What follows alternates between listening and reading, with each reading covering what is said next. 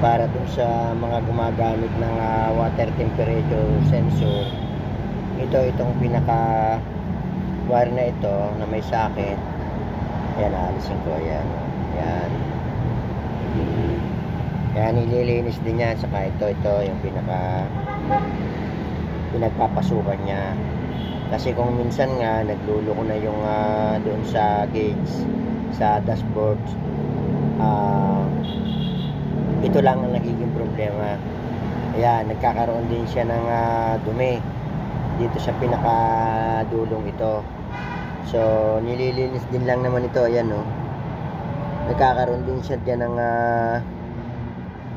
para kaganang sa battery. Ayan, no, lilinisin tapos pipigain para kahit na paano dumikit.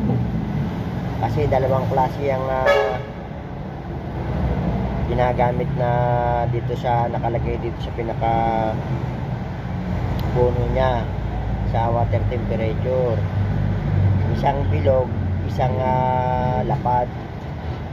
Kaya kung minsan yung pagpasok ay naglulos. Ayan, dapat yan mahigpit na mahigpit din yan. Okay, ganun lang, share lang mga bes. Dagdag kaalaman lalo dun sa wala pang alam. Thank you.